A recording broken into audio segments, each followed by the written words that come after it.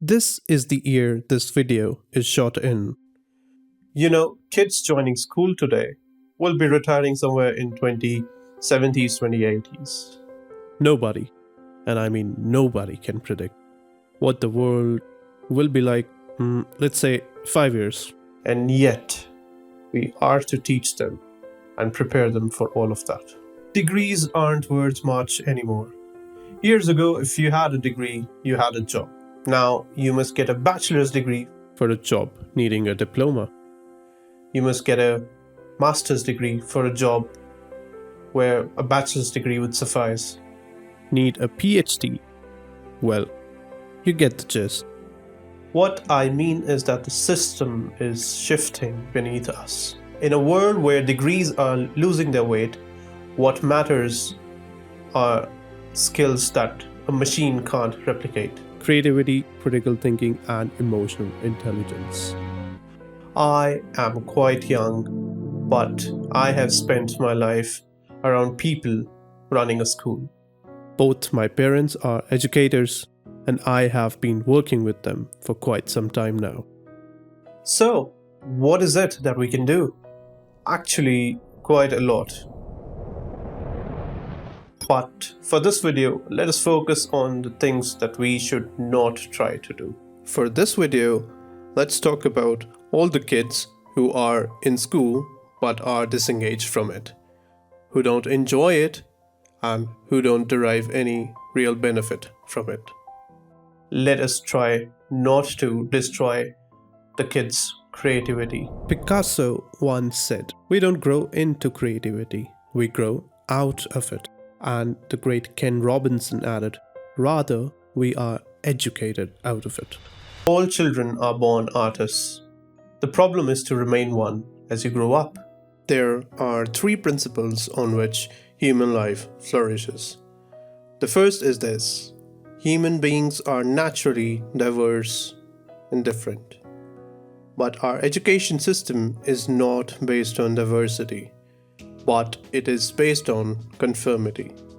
What schools are encouraged is to find out what kids can do across a very narrow spectrum of achievement. These are the types of intelligence right now, according to a research paper. So, what we know about intelligence is that it is diverse, it is dynamic, and it is distinct. And all kids, they are talented in at least one of them, and we squander them pretty ruthlessly. An awful lot of kids today are being diagnosed with various conditions under the broad title of attention deficit disorder, or ADHD. I am not saying that there is no such thing. I just don't believe it's an epidemic like this. If you sit kids down, hour after hour, doing low-grade clerical work, don't be surprised if they start to fidget. Kids are not, for the most part, suffering from a psychological condition, but they are suffering from childhood. And I know this because I have spent my early life as a child. I went through the whole thing. So, what is the problem? Our education system has paid too much attention on logical, mathematical intelligence. It is predicated on the idea of academic ability. But why? Well, it was done to meet the needs of industrialization. And naturally, mathematics and science were on top. The second principle is curiosity. If you can light the spark of curiosity in a child, very often they will learn without any further assistance. Children are natural learners. Actually, it's a bigger achievement to put that particular ability out. Curiosity is the engine of achievement. It is very essential to understand that teachers are the lifeblood of the success of schools. But teaching is a creative profession. Teaching, if properly conceived, is not a delivery system. You're not there just to pass on received information. Great teachers do that, but what great teachers also do is mentor, stimulate, provoke, engage. You see, in the end, education is about learning.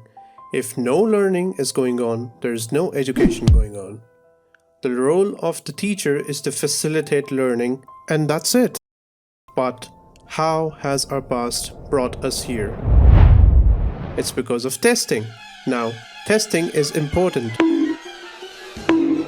Standardized tests have a place, but they should not be the dominant culture of education. They should only be diagnostic.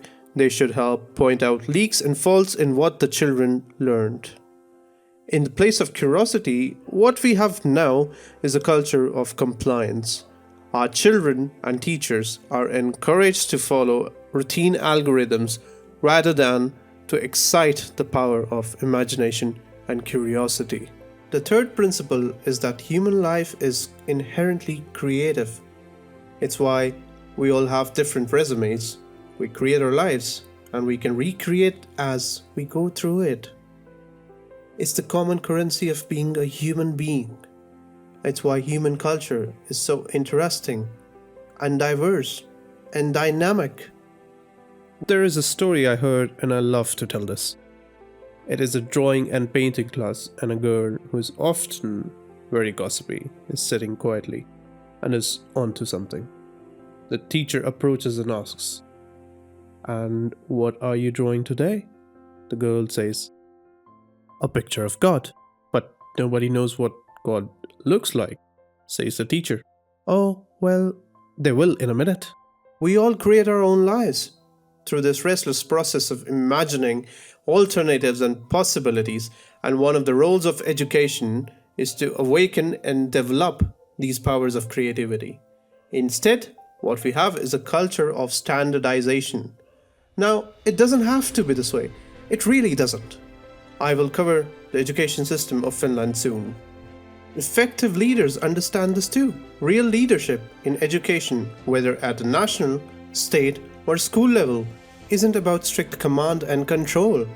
True leadership is about creating an environment where possibilities can flourish, creativity can thrive, and kids can explore their unique potential.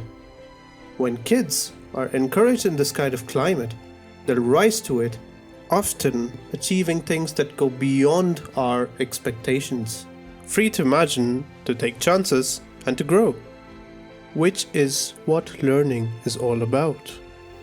What I mean is, let your kids take a chance. By the time they would have grown up, they'll have learned this notion that mistakes are the worst things that you can do. Kids, if you observe, if they don't know anything, they'll have a go anyways. They're not afraid of being wrong. And of course, being wrong is not the same as being creative, but if you're not prepared to be wrong, you'll never come up with anything original. In a world where automation and AI are set to dominate, creativity will only be a thing that keeps us human. And that is something the machines cannot replicate yet.